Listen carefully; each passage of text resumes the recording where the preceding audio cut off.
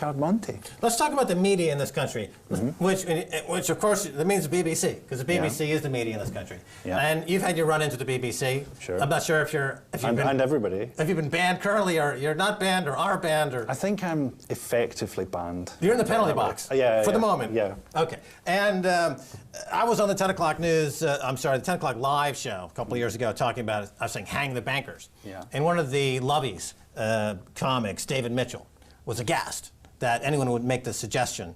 And there was a huge brouhaha, and they were really trying to defend the bankers, even though the Goldman Sachs banker at the table said, well, yeah, maybe we should hang the bankers. Why are comedians who would be, you would think, on the cutting edge of satire and really pointing the finger where it needs to be pointed, so reticent about attacking the bankers, yourself excluded, of course?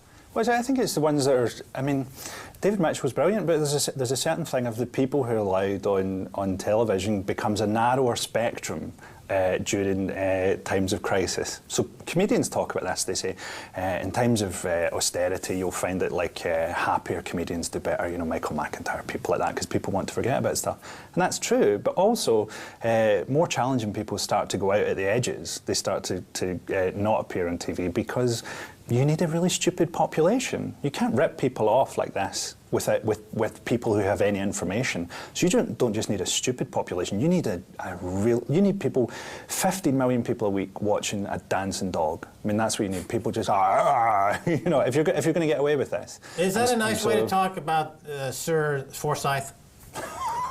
Is he still alive when this goes out? When do you go out? Friday? Freddy's he's a dancing dog, a dancing poodle to distract the population. Is that a nice thing to say, Frankie? That would be a lot better.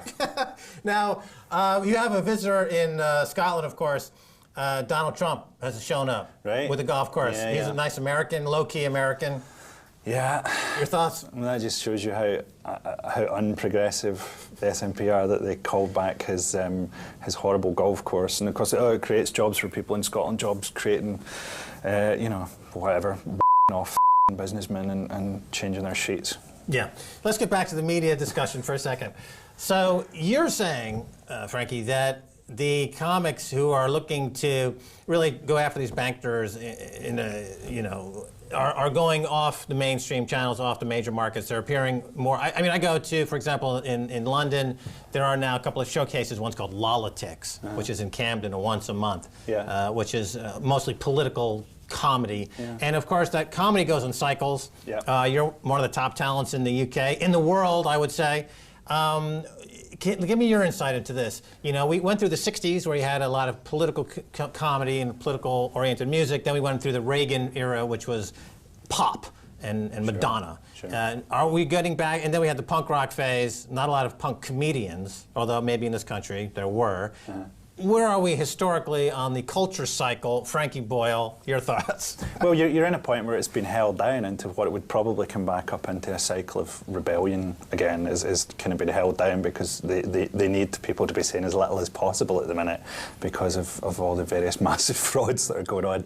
So you can't really have people talking about that. I mean, even when I started out doing panel shows, we were talking about the Iraq War during the invasion of Iraq. You can't imagine that now. You can't imagine that a panel show would be on that and they weren't leading on, you know, sports. So it's getting worse at the moment?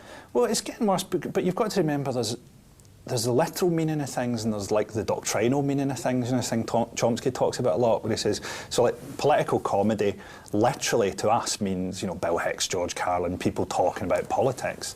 But doctrinally, political comedy means satire in Britain. It means people having a bit of a go at the coalition, saying that there shouldn't really be cuts, not talking about things like war or Gaza or any huge kind of political touchstones. You know, so there's a doctrinal don't talk about that. That's accepted by most people if you want to get on a TV. Yeah, because there's a stranglehold in media with the BBC.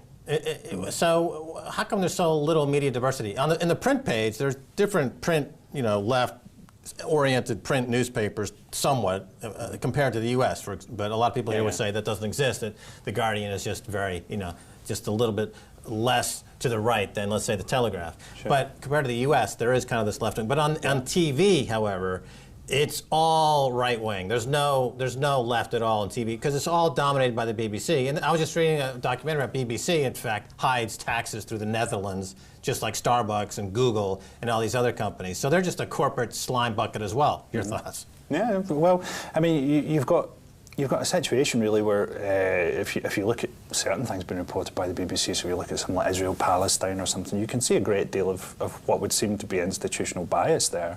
And it's a great institution in some other ways. I mean, compared to television in America, I think it offers a lot more than you can get in any commercial channel in America. But at the same time, you've got to recognise the role it plays in Britain in propaganda. You know? Well, when we were doing a show for BBC World News called The Article with Max Kaiser a couple of years ago, we only had one editorial direction, and that is we could not mention Israel in any context. Right, sure. That's the only thing we heard from the BBC. Well, I mean, you've got to remember though that it's kind of like a warring federation in there, you know, and there are people who would want to do that joke about Israel, and some of them might be working on your show, but what they're vulnerable to is kind of lobbying a bit, and they're very vulnerable to the press. I mean, you've got to understand the role of the printed press here in that. What they're scared of is, if you think about the Jonathan Ross, Russell Brand scandal a few years ago. Yeah, fill the people in here. This is the phone answering machine. Yeah, this is a huge scandal in Britain where it was about nothing, essentially. It was about, on a radio show, two really famous people here did a prank call to a kind of well-loved actor and said some stuff they shouldn't have done.